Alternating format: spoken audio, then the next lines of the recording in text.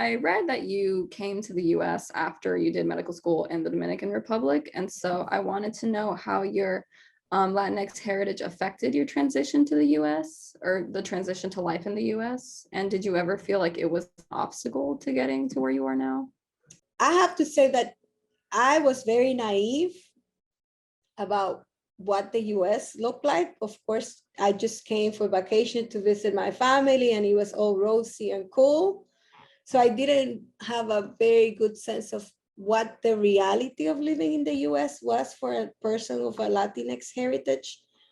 I became aware of it when I was, a medical resident, and people started commenting on the way I look. And I remember in residency, people asking me if I was interracial, and I had no idea what that meant.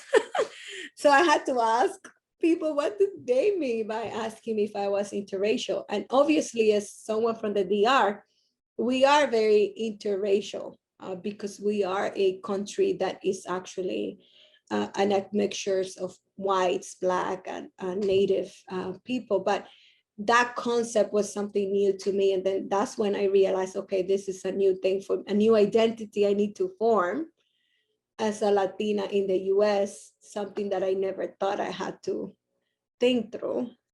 So when you first got to Duke, were there other Latinx individuals in your program? So to be honest, in my program, there were none. I was the only Latina. I was the only person that was not a Duke resident.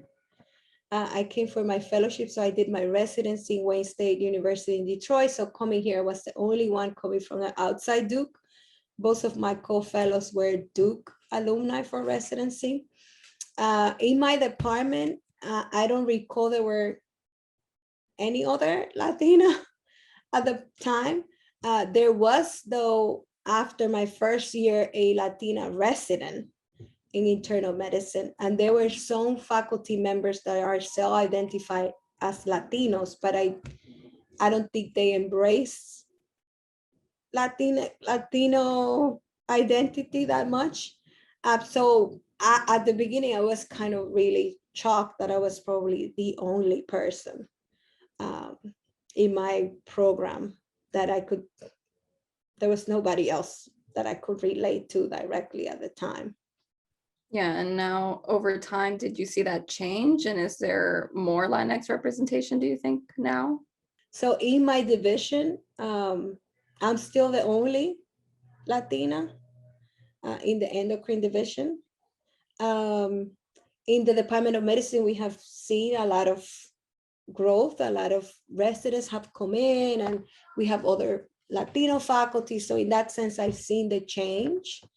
In the School of Medicine, my role as an advisory dean, I'm the only advisory dean that is Latina, the only associate dean that is Latina. If you look at our leadership pool, we do have a lot of diversity in our student body. So we have good representation now of Latinx students.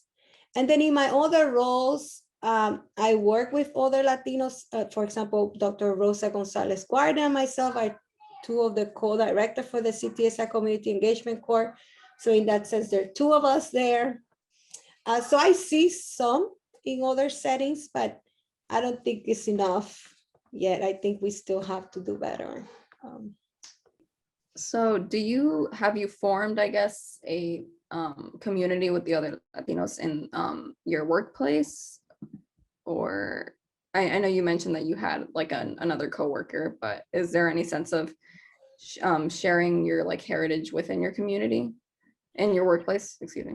Yeah, so I always been an advocate of diversity. So I always been part of the School of Medicine Office of Diversity and Inclusion. I was an associate chair of the Department of Medicine Minority Recruitment and Retention Committee with the hope of building that community.